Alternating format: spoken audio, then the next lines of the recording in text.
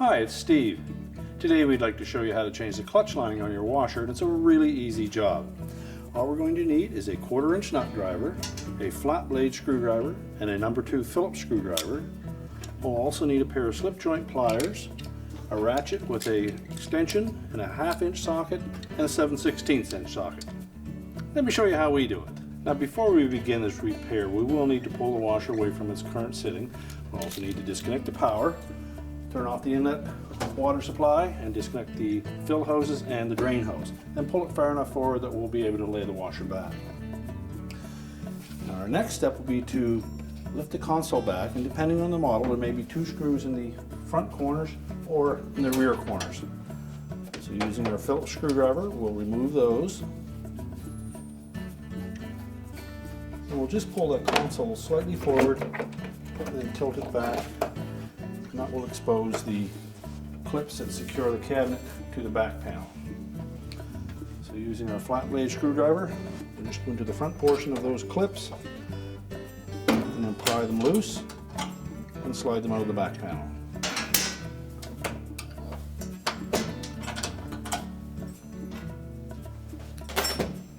Now next we'll need to disconnect the harness to the lid switch.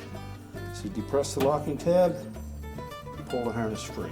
Now to remove the cabinet, we'll open the lid, we'll reach into the opening and just grasp the top, tilt it slightly forward, lift it out over top of the water inlet injector,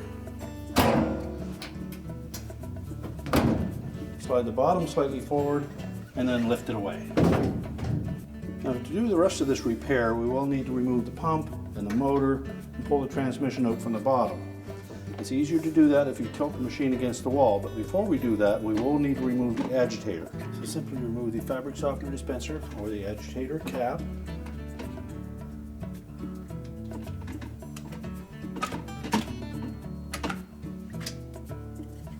That will give you access to the 7/16 bolt.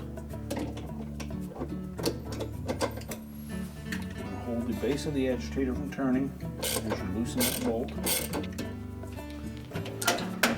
Grab the base of the agitator and pull the whole assembly straight off. So just spread this spring clip slightly to release the tension on it, and then slide it off the agitator shaft, then lift off the spacer.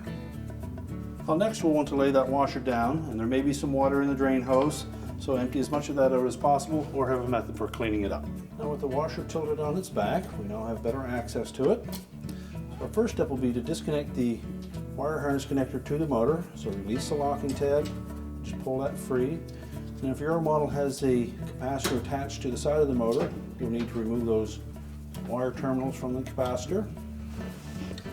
And as well, there will be a connector that holds that harness to the base of the transmission.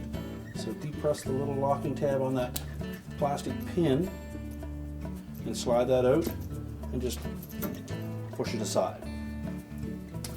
Now next we'll remove the pump. So with the flat blade screwdriver, just lift those spring clips up, give them a 1/4 turn and remove them. And lift the pump straight off of the motor and just push it aside. And that will expose 2 1/4-inch hex head screws that secure the mounting clamps for the motor. So we need to remove those 2 screws. Now it's not necessary to reinstall those, so they may be missing from your machine already. So again, we'll take our flat blade screwdriver, and we're just going to pry those clips away from the motor. And again, give them a 1/4 turn and disengage them. Now we can lift the motor off of that motor mount, and we'll just set it aside. Now next we're going to remove 3 bolts that secure the transmission to the bottom of the washer. So using our 1/2-inch socket, we'll remove all 3 of those bolts. Once we've removed all 3 bolts, we can then slide that whole assembly completely out of the washer. Try not to let that shaft bind in the drive tube, and that will give us access to the clutch. Now with the transmission out, we're just going to compress that clutch spring if it's still intact on your machine.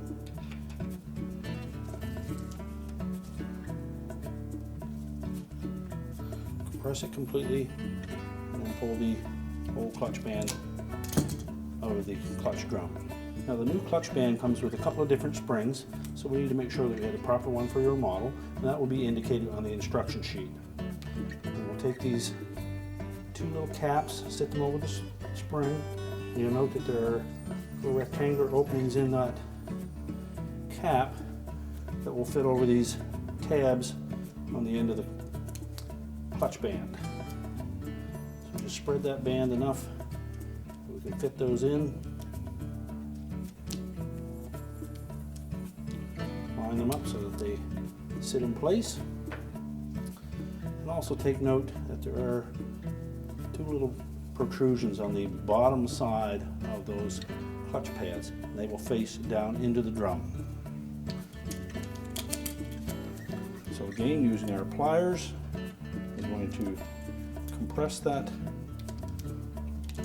spring, slide it down over the shaft, and make sure it's fully inserted into that brake drum.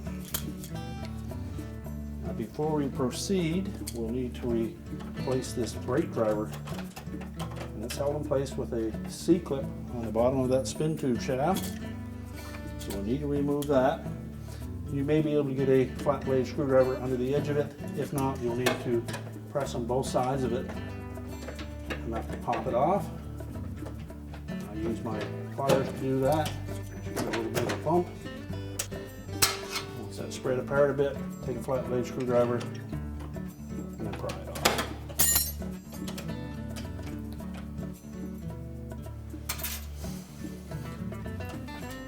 Slide that brake driver off. That metal can may come with it.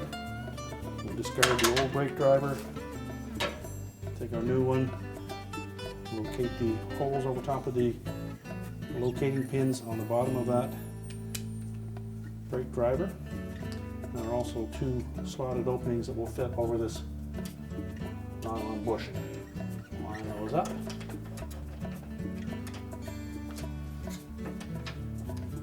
And hold it in place until you can put the C-clip back on.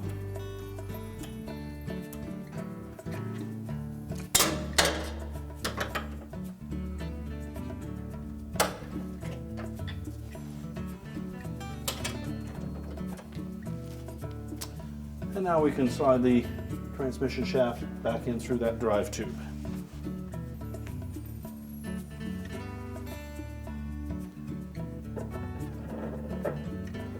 Take care that we don't bind that up. It should slide in rather easily. And line up the mounting posts with the holes in the transmission, and reinstall the retaining bolts. Once we have all three bolts started, we'll go ahead and tighten those up.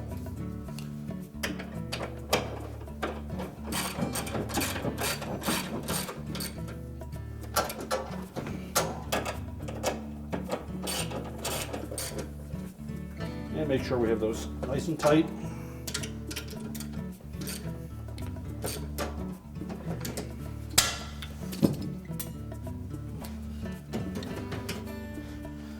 Push that pump back out of the way again.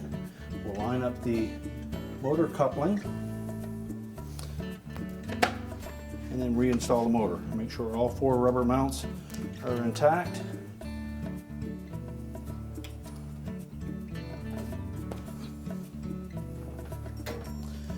And the motor should sit nice and flush. And reinstall the mounting straps and then just pry them onto the motor. Make sure the T-hook is completely installed on that motor mount. And if you wish, you can reinstall the retaining screws. And then we can position the pump back on top of the motor shaft. Make sure that the impeller lines up with the shaft. 4 legs on the pump should fit into the corresponding openings in the face of that motor. We'll install the mounting straps, reinsert the wire harness pin into the transmission housing, attach the wires to the capacitor, and reconnect the motor harness connector. Make sure the locking tab engages. We're now ready to stand the washer up and put the cabinet back on. Now when reinstalling the cabinet on this type of washer, we need to make sure that the lip on the bottom of the front of the cabinet goes below this cross rail on the front, and the lip on the bottom of the cabinet on the sides will sit on top of the side rails. And there are a couple of locating tabs, one at the front and one at the rear, that will fit into corresponding slots in the bottom of that cabinet flange. So we'll start by tilting the cabinet back to allow that bottom lip to go in underneath the cross rail, and then lower it down onto the side rails. Ensure that the cabinet is properly engaged to the base, and then we can install the mounting clips on the top. Now to install the mounting clips, we're going to take that vertical edge and we'll hook it into that tab on the back panel. Position it over the slotted openings in the main top, and then just press it down into place. We'll reconnect the lid switch harness, make sure the locking tab engages, and then we can tilt the console forward, and we need to make sure that the little hooks on the end caps engage the openings in the main top.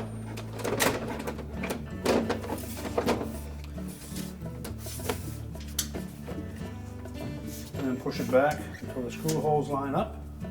Once the screw holes are lined up, we'll insert those screws at an angle and then secure them. Once the console is back in place, we can go ahead and install the agitator. We'll begin by putting the spacer on top of the tub nut. Now when installing that spacer, make sure that the pin fits into that gap beside the tub nut.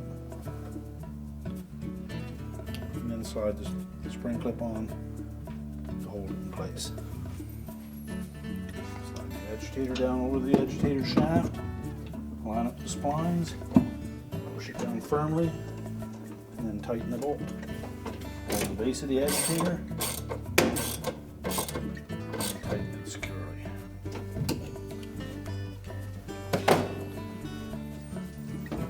Make sure the O-ring on that cap is intact, and then just press it on.